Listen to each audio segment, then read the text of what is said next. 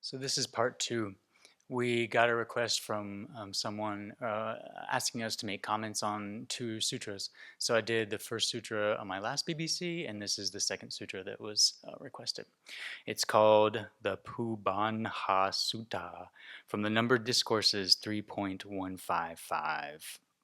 And the Buddha says, Mendicants, those sentient beings who do good things in the morning by way of body, speech, and mind, have a good morning. Those sentient beings who do good things at midday by way of body, speech, and mind, have a good midday. Those sentient beings who do good things in the evening by way of body, speech, and mind, have a good evening. A good star, a good fortune, good dawn, a good rising, a good moment, a good hour. These come with good gifts to spiritual practitioners. Auspicious deeds of body, verbal auspicious deeds of mind, auspicious resolutions. When your deeds have been auspicious, you get auspicious benefits. Those happy with these benefits flourish in the Buddha's teaching. May you and all your relatives be happy and healthy. So, this is kind of a vague term, good things. What does it actually mean to do good things? For starters, avoiding the 10 non-virtues. There's the 3 of your body, the 4 of your speech, and the 3 of your mind. So we can see 4 out of the 10, almost half, can be completely eliminated if we just keep silent. So during our 3-month silent winter retreat, where we have a leg up, and introverts especially, props to you, good job. You also have a leg up of not creating quite as much non-virtue, hopefully. But I also learned that silence can also be a way to engage in non-virtue, as far as like, if I want to ignore that person, I can be silent and walk away. Yeah, so be careful with the way we use our speech and the way we're not using our speech. Silence can be weaponized. Um, and then there's engaging in the 10 virtues. So we can use our sexuality in a kind way. We can be celibate. We can protect life and use our speech in a helpful way by being honest and protecting others' goods instead of stealing their goods. And I found through experience that the more and more that we're paying attention to our virtuous actions of body, speech, and mind, it becomes more and more refined. Whereas in the past, maybe I was stealing things and stealing from the IRS, not paying my taxes, and stealing from friends and things like that, not thinking it's a big deal. And now when I pick up I don't know, a paperclip or something, I think maybe, is this stealing? I don't know. So it gets more and more subtle as you start to pay attention to your virtuous actions of body, speech, and mind. And we can really rejoice that the things that we're confessing maybe are a lot more subtle and a lot less harmful than the things that we were confessing 10 or 20 years ago. We can also keep our precepts well and recognize, like I was saying in my last BBC, how our precepts are really protecting us and helping us to engage in beneficial activities and avoid activities that are harmful to others.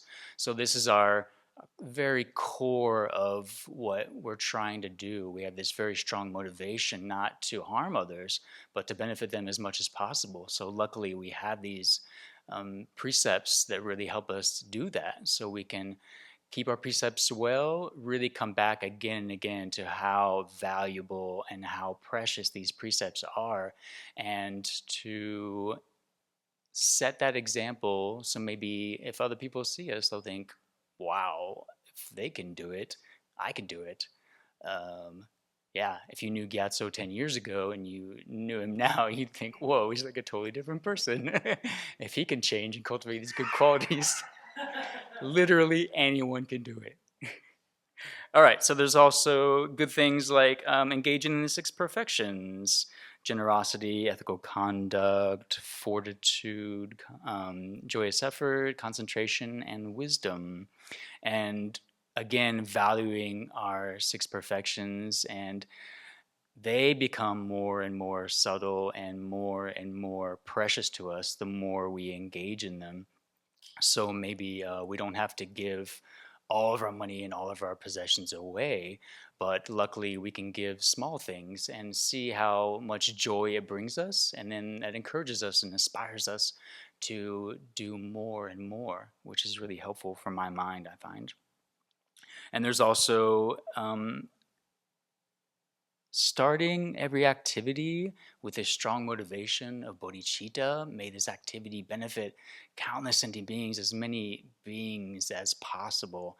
When we start off with this motivation, no matter how it turns out, we know that we did our best. We know that we had a good motivation, and it might go awry because our wisdom isn't up to par, and that's something we're working on. But at least we tried with a strong motivation. We had this good intention to benefit countless sentient beings. So you really can't go wrong there. So, if we do these things, we will have a good morning. What does that mean to have a good morning? For me, waking up and feeling happy and having no regrets. I don't have to call my friends. Yeah, exactly. Sunshine, happy days. And I don't have to call my friends and apologize for getting drunk and doing all kinds of weird things. And I don't have to regret. I don't know, harming people and engaging in a lot of harmful activities like I was doing in the past. Now I feel like when we wake up, we can have this clean, clear mind that really rejoices in being able to rest our body and mind and sleep and use that rest for our energy we need for the rest of the day to create virtue and to engage in a lot of meritorious activities that'll benefit countless sentient beings. And we also have a good morning and a good evening when we live in harmony and we have a peaceful, happy mind, really wishing for other practitioners and people we live with to be happy and to do what we can to benefit them as much as possible. It could be small things like smiling at each other and saying good morning, and it could be bigger things like being willing to volunteer and to offer our help whenever people need it. So I think as we engage in these activities, we realize the cause and effect and what is going to happen with our actions. We can take a lot of pride in what we're doing every single day, moving in positive directions and creating a lot of merits every minute of every day with a strong motivation to benefit countless sentient beings, to become Buddhas, and with some maybe similitude of an understanding of wisdom and some emptiness, so that all of our actions are really extremely meritorious and we create um, boundless universes of merit every single day that we can use to really infuse our practice and move in positive directions until we all become Buddhas.